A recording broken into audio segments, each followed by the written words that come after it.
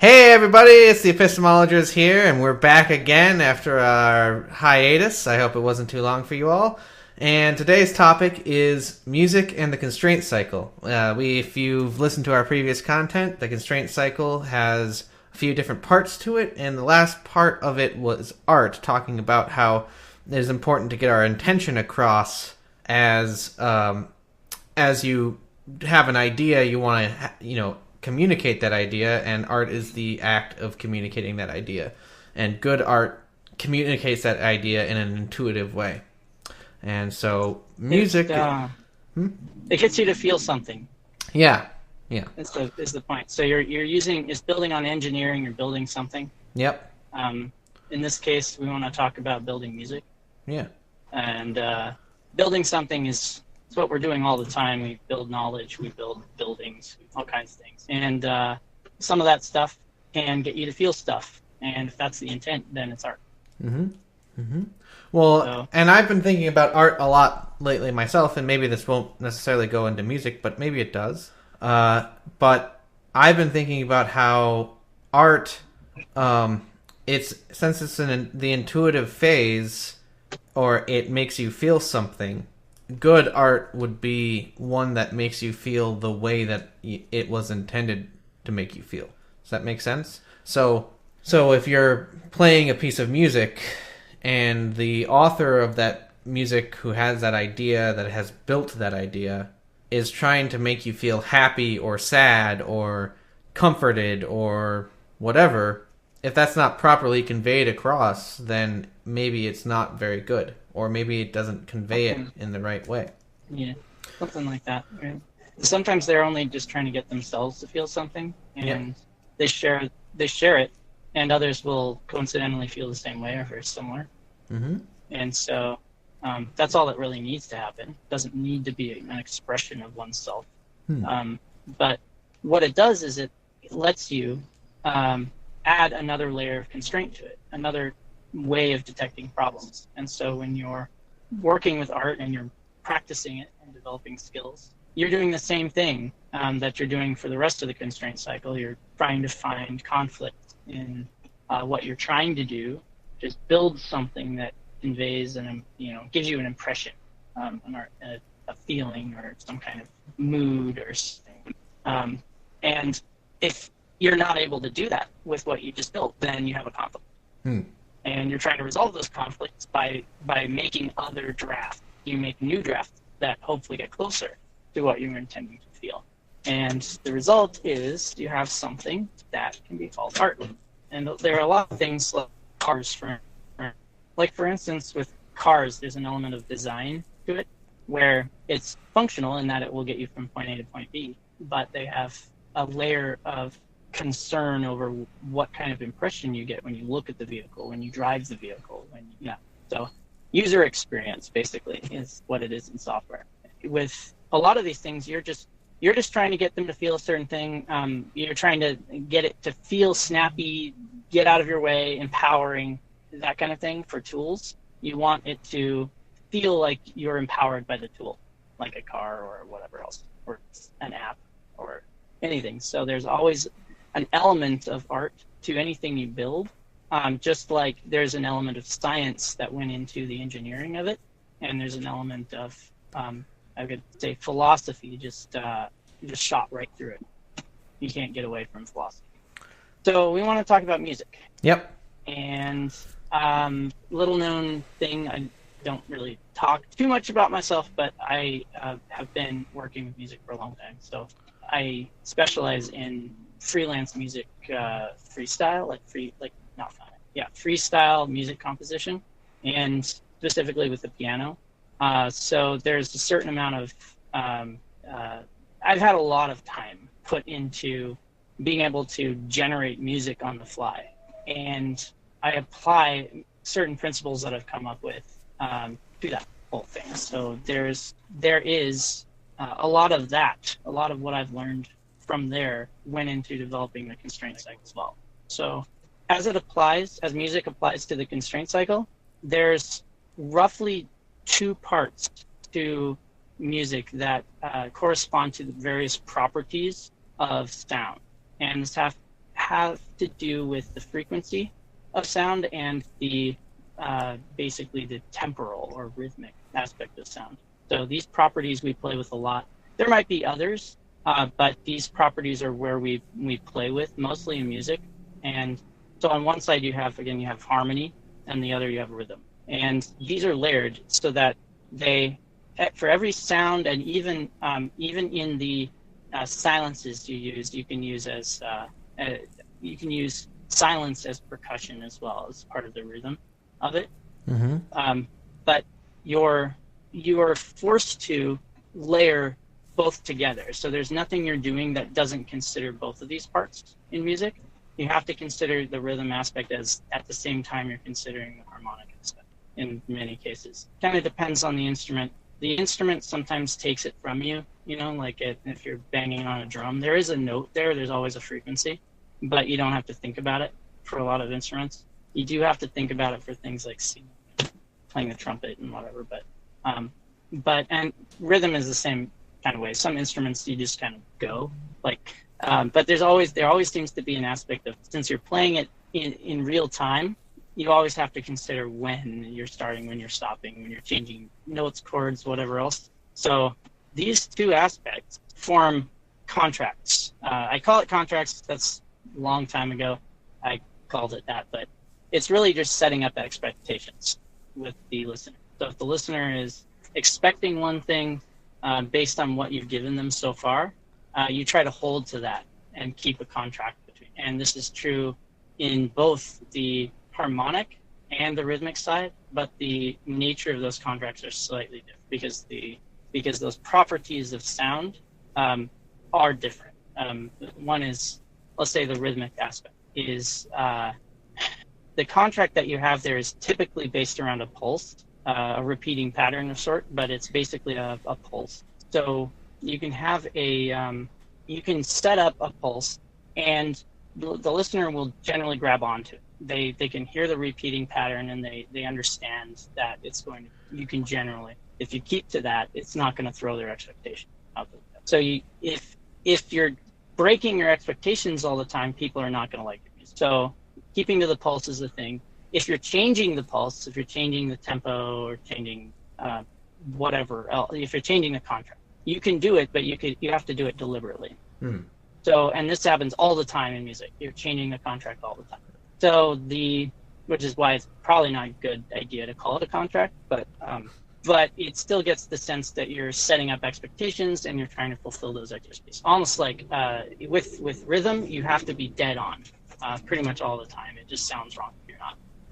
So with harmony, it's actually the scale. The scale sets the contract.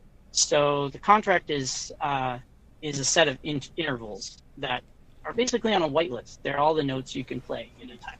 And this is held up if you play it off of that contract, if you break the contract, it sounds wrong again. So when you're playing a song and you are getting it to, well, let's say if you're playing it freestyle, you have to keep to these contracts as you go, as you generate the music. And you know that through experience, it doesn't sound right if you don't keep to these contracts. So in the spirit of trying to find conflicts in the music that you're playing, you're going to run across these principles. You'll figure it out independently of anyone else. So this is why we have things like, universally, we have things like rhythm and harmony. It's like this language across all humans understand. So I don't know if I could give examples or anything, or if you have any thoughts or anything on that. So I kind of went pretty fast, So for one of the instruments that you mentioned of the one that does not obey any rhythm laws would be the sitar? I actually don't think so. They actually kind of depends. Because they have There's always a time where you stop. Like the bagpipes even. You're blowing in there, but you're changing the chords. Yeah. Right. There's always seems to be an element of rhythm. But you can play, yeah, of course. And there's always an element of pitch, but there's things that you don't think about so much on, like the sitar or the bagpipes. You kind of intuit that, and it doesn't sound necessarily wrong if you're off rhythm for those sort of leading instruments. And you could make the argument that the violin and any lead instrument doesn't necessarily have to follow that pattern. And that's kind of what they found with jazz, right? Yeah. And blues and the sort of Americanized music, jazz, blues, maybe even ragtime, if you want to go with that. But I would say at least jazz and blues. Jazz is interesting because jazz is in many cases freestyle. Yep. What I do isn't limited to jazz. I do basically whatever, but I stick to freestyle. Right, and jazz as a concept, I mean, the structure, there is a structure to it. So there's still a rhythm structure. It's just breaking open the rhythm structure to allow you to have some freestyle and intuitively play, right? Yeah. Yeah. Over like a classical or a fully written piece that does not have improvisation in it. Right. But if you've ever listened to freestyle jazz, it is atrocious. It is terrible. Bill. Atrocious. Well, I'm talking about like the actual freestyle where anyone can do anything. And yeah. Oh well, okay, yeah. So that's a good point because what we're talking about is rules. Yep. That if you follow them, you sound better. Mm-hmm. Right? So if you don't have rules, you don't get ahead. Yeah. In any way. So this is why it comes back to the constraint cycle, because the constraint cycle is basically all these constraints and rules that you put around it for the purpose of attaining progress. So it's strange to think of progress as being possible as the interplay between rules and freedom. Almost like it's liberty and morality at the same time. You know what I mean? Yeah. It's the interplay of those two things. Or rules and freedoms, right? You have the freedom to do what you want, but you have to do it inside of these rule sets. And right. And if you don't play by these rules that you're discovering out of the fabric of your understanding of reality, if you don't play by these rules, you generate noise. So what do you think of like at that point, like poetry and or rap, which is rhythm and poetry? So poetry, poetry is interesting in this context because it also follows that similar pattern where it has to have rules in order for it. Like freestyle poetry is just a bunch of, it's not that great. You have to have like rhyming is very important. Having those rule sets, the best rappers and people will have rhymes. They will use words, in certain ways. I mean, people have talked about like they can bend the words a little bit to get it to rhyme, even though they don't rhyme, right? And that's its own method, right? Mm-hmm. Yeah. And it's all like.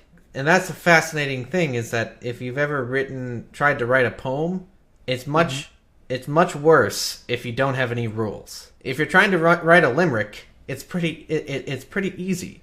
You can set up your thing, follow the whatever the phrasing you need to follow, and you can have a fun rhyme really easy. That's why there's a ton of limericks. Limericks were like a super popular pastime because they're very simple structure and you can easily put it in. Or like the haiku, right? The 5-7-5, right? Yeah, right.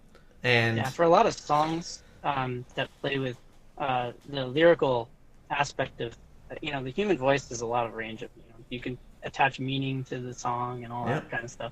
It adds a totally other dimension to it.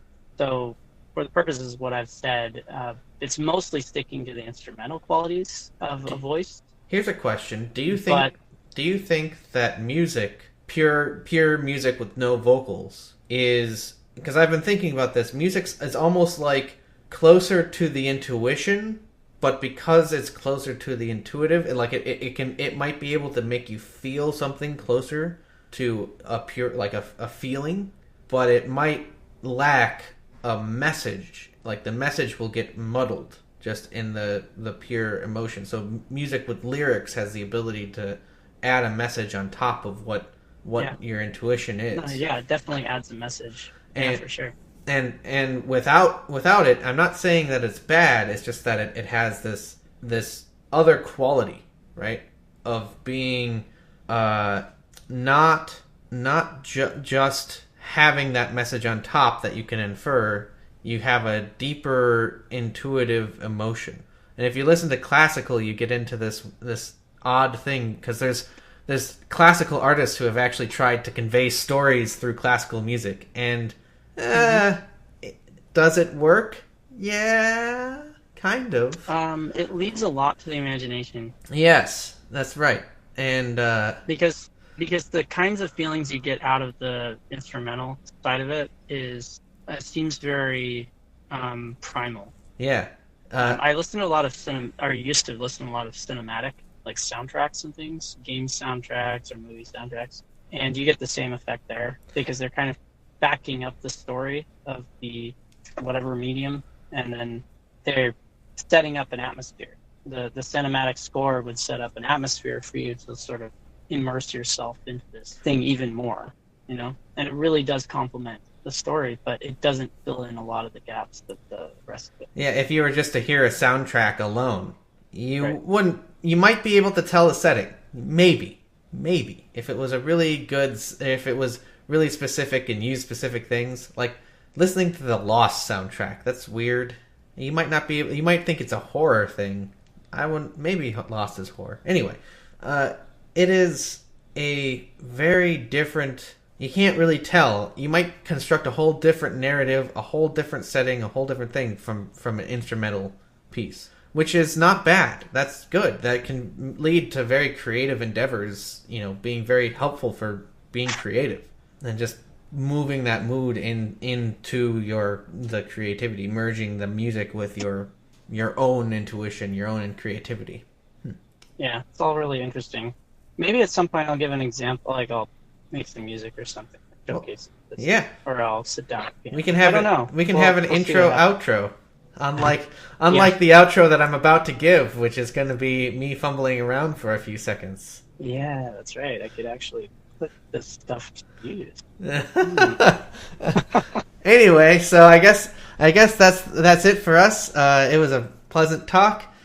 We will be around again, hopefully more, now that we have broken the ice with our first video back from the little hiatus. And, we're going to please subscribe, whatever that thing is that YouTubers do nowadays, and do that.